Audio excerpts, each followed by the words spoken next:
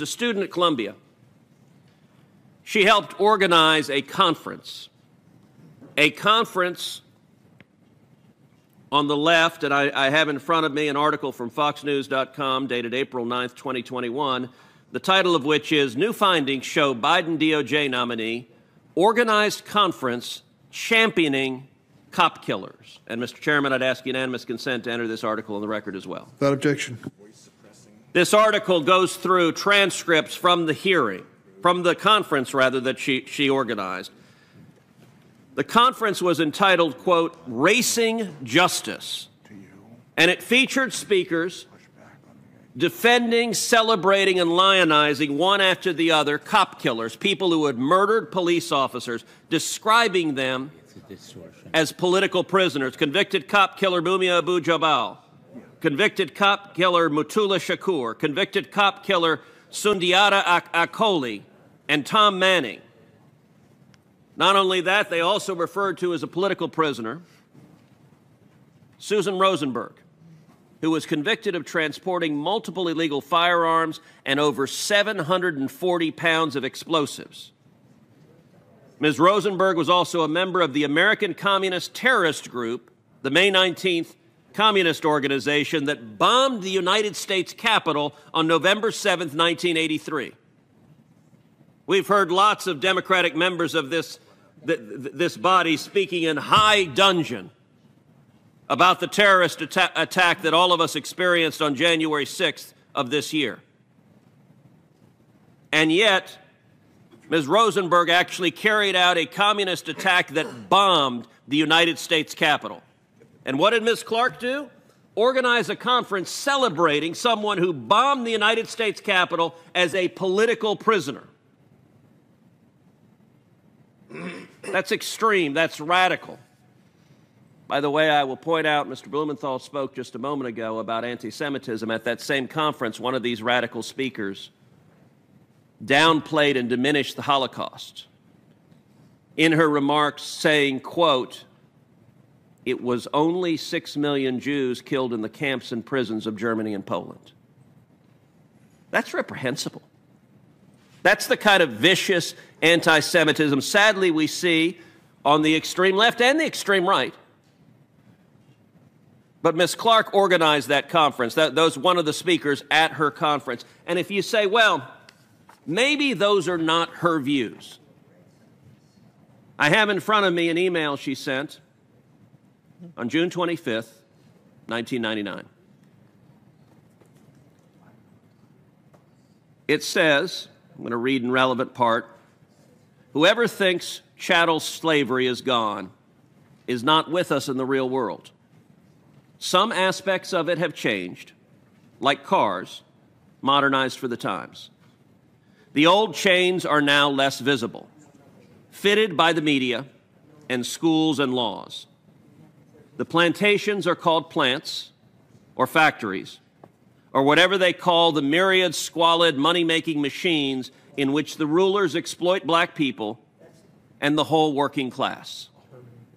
The Klan is now the police, with blue uniforms replacing the sheets and hoods.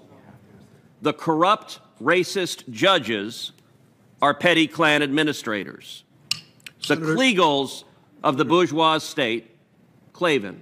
Senator, before you arrived this morning, we asked members to try to confine their remarks to 10 minutes, and virtually all of I'm nearing the end of my remarks, and I recognize the last time we had a hearing, the chairman broke the rules and violated the rules of this committee to try to silence speaking. But I want you to and I understand why you interrupt me in the middle of this email, because it is so extreme that I recognize, Mr. Chairman, you don't want the American people to hear what's in this email. I have, without objection, put into record everything you've asked. I'm not afraid of what you're going to say. I'm just wondering if it's going to come to an end soon. It's going to come to an end soon. It would have been sooner without the interruption, but it will come to an end soon. And now that we're at it, I would ask unanimous consent to enter this email into the record. Without objection. So what I was reading when the chairman interrupted me, the corrupt, racist judges are petty Klan administrators. The Kliegels of the bourgeois state's Klavan, their courts. The midnight torch-burning torture sessions before the neck stretching and black corpse burning. To each of my Democratic colleagues on this committee, Ms. Clark, in writing, said, I want to read the sentence that on this copy is highlighted. The Klan is now the police, with blue uniforms replacing the sheets and hoods. You do not get to pretend you are defenders of law enforcement when you vote to confirm someone who describes police officers as the Klan and who has advocated repeatedly in writing for abolishing the police. This is radical, this is extreme, and the Democratic senators on this committee know that, and yet you are giving in to the crazy, angry left in your party. I ask you to pull back. I ask you to think of what your constituents want. How many of your constituents agree with this statement? And to each of you, I suggest be prepared when you return home. The people of Illinois do not agree with the statement, the Klan is now the police, with blue uniforms replacing the sheets and hoods. And this committee should not confirm someone who said such a thing to be a senior official at the Department of Justice. Senator Rono. From Georgia for 5 minutes of questions.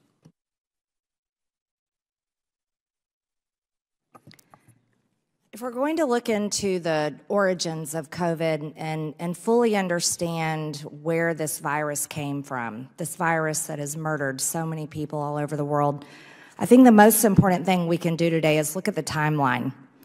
And if we go back to early 2020, when this was just starting to kill so many people, we'll see something interesting, that while Dr. Fauci, Dr. Anderson, Dr. Collins, Peter Daszak from EcoHealth, who, by the way, had a grant for gain-of-function research, Dr. Auchincloss and others were doing everything possible to shut down the Wuhan lab theory publicly, even though privately they told each other that COVID-19 looked engineered and discussed the reason to stop the theory. And if they were to, it's really interesting. They wanted to give reasons for not expressing this opinion to the public were that it would do great potential harm to science and international harmony and do unnecessary harm to science in general and science in China in particular, even though their paychecks are funded by the American taxpayers. At the same time this was going on, the CCP was using its full weight and power to spread a propaganda campaign to conceal the origins of COVID, numbers of cases and deaths, and protect their own reputations while stockpiling medical supplies, severely hurting the global supply chain and definitely hurting America. In the same way, the CCP silent, censored, and imprisoned dissenters who tried to tell the truth. Dr. Fauci and his cohorts seemingly were running their own misinformation and ultimately censorship campaign to, in quotes from Dr. Collins to Dr. Fauci, put down this very destructive conspiracy about the lab leak theory. But it's really interesting. I think we should revisit January 27th, 2020. Dr. Anthony Fauci, the director of the National Institute of Allergy and Infectious Diseases, finds out that they have a financial relationship with the Wuhan Institute of Virology through EcoHealth Alliance, and that they've been working with novel coronaviruses. January 31st, 2020, Dr. Fauci is warned by Dr. Christian Anderson that some of COVID-19's features potentially look engineered, and the genome is inconsistent with expectations from evolutionary theory.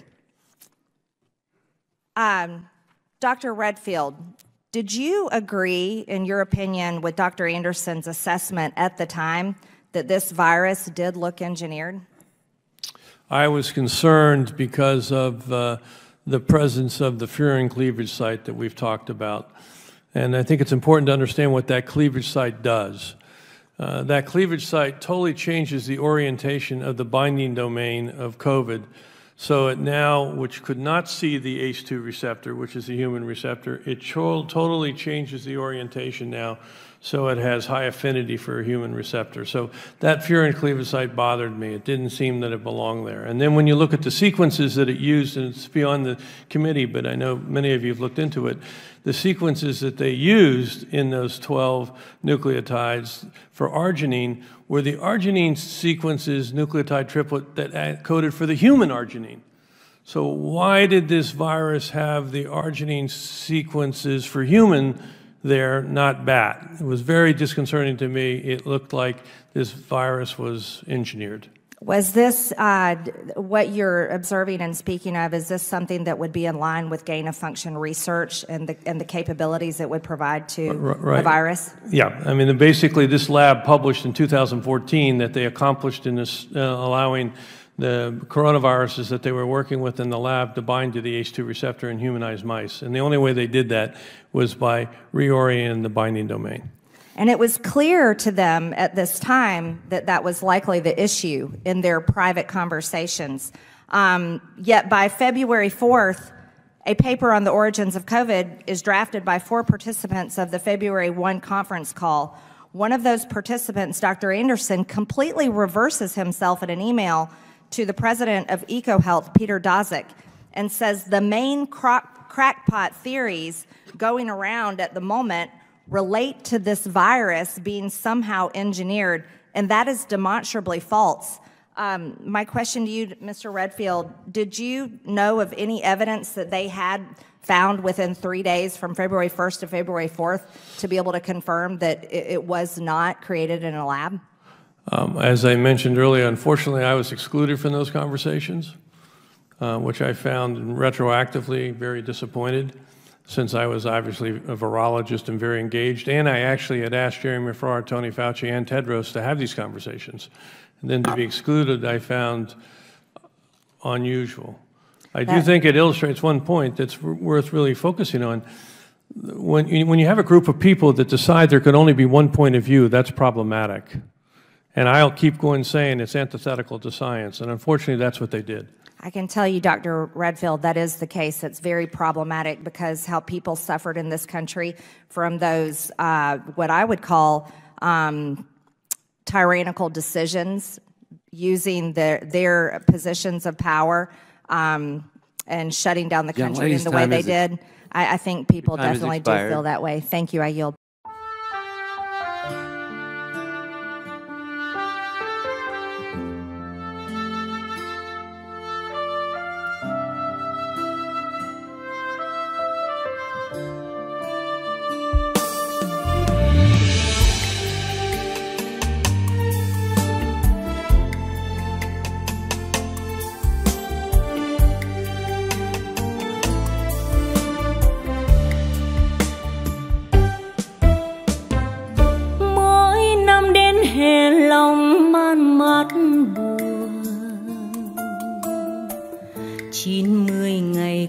Chứa chan tình thương, ngày mai xa cách hai đứa hai nơi, phút gần gũi nhau mất rồi, tạ từ là hết người ơi. Tiếng ve nức nở buồn hơn tiếng lòng, biết ai còn nhớ đến ân tình không? Đường xưa in bóng hai đứa nay đâu, những chiều hẹn nhau lúc đầu giờ như nước trôi qua cầu. Giá biết bạn lòng ơi, thôi nay xa cách rồi, kỷ niệm xin nhớ mãi. Buồn riêng một mình ai, chờ mong từng đêm gối chiêm, mối u hoài này anh có hay? Nếu ai đã từng nhặt hoa thấy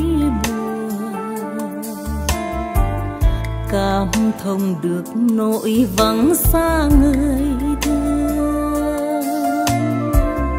màu hoa phượng thắm như máu con tim, mỗi lần hè sang kỷ niệm người xưa biết đâu mà tìm.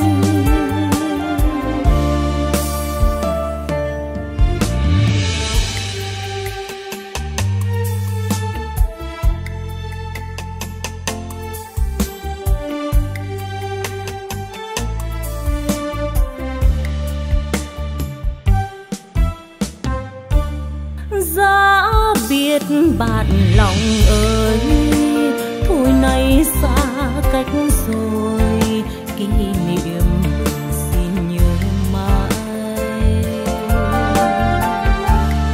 Buồn riêng một mình ai, chờ mong từng đêm gối chiếc, mối u hoài này anh có